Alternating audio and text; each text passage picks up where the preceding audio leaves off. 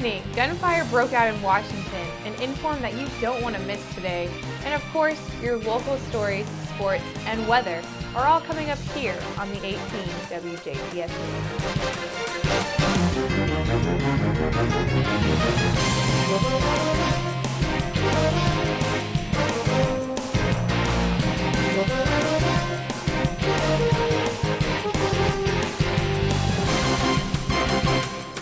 This is the 18 WJTS News. Good evening, I'm Charlotte Olson.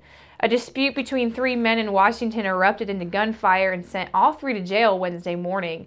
About 10:15 Wednesday morning, Washington police received a report of shots fired in the area of Northwest 15th Street and Vincent's Avenue.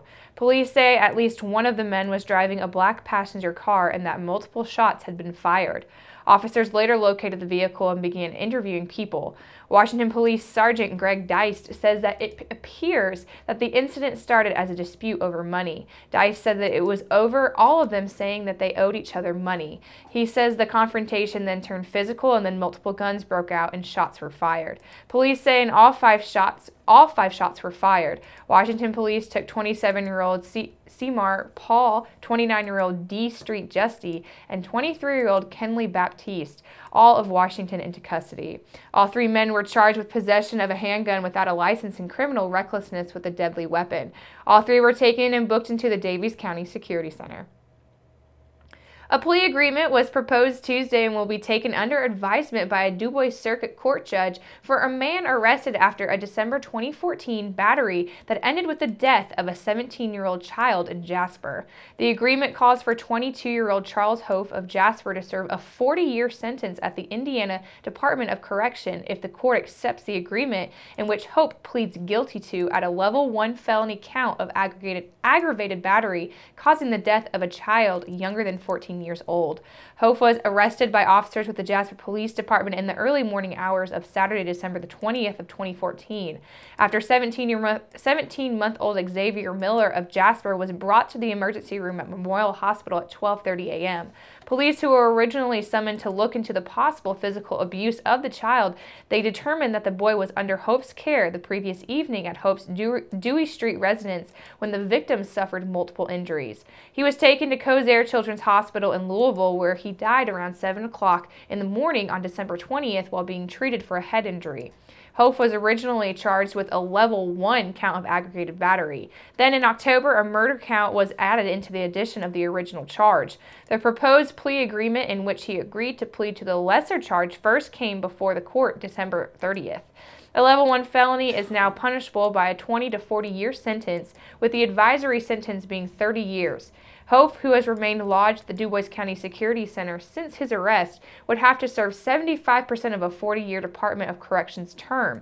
Hof appeared in court Tuesday, and a February 4th date was set for formal acceptance of the plea and to also determine sentencing. Republican Indiana House Speaker Brian Bosma recently appointed District 63 State Representative Mike Braun of Jasper to the House Education Committee. In a news release, Braun pointed out that the committee meeting provided a great opportunity for legislators to hear expert testimony and input from the public. Braun says that he is excited to help lead discussions on many of the critical issues facing the state this session.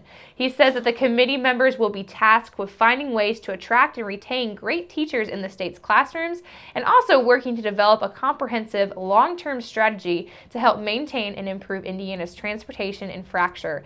Braun will, in the meantime, continue to serve on the House Roads and Transportation and Ways and Means committees, as standing committees are on an inaugural part of the legislative process. During these meetings, public testimony is given and details of proposed legislation are discussed before possibly being considered by all members of the House. Committee meetings are also live streamed online at www.in.gov/IGA.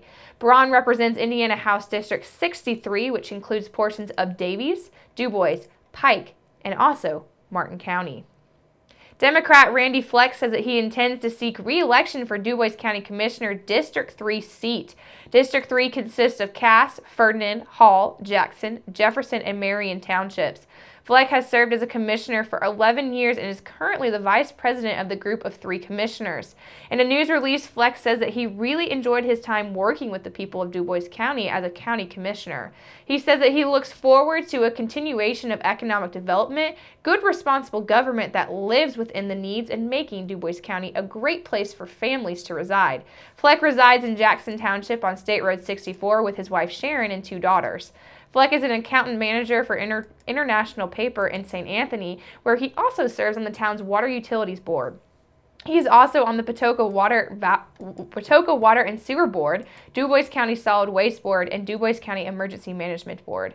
He is past president of the St. Anthony JCs and Indiana Association of County Commissioners, and last year he received the 2015 County Commissioners Award and the 2015 Dedicated Service Award.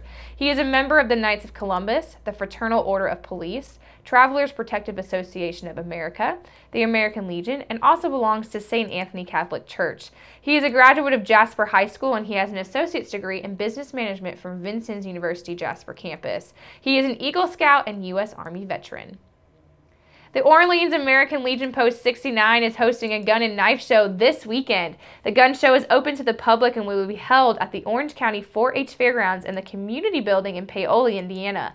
Gun and knife enthusiasts are welcome to buy, sell, and trade guns, knives, and, of course, other goods. There will be a total of 50 vendors at the show. Post 69, Ron Taylor tells us about how the funds from the show will be used by the Orleans American Legion. The Orleans American Legion, Post 69, is having a fundraiser, and we've selected the gun show as a way to kind of help us raise money for children and youth and welfare and projects the Legion does around Orleans. We don't have a bar and we don't do gambling, so we're kind of limited on how we can raise funds to the program. We have about 50 tables and they're all sold out. Could probably sell that many more if we had the room and tables.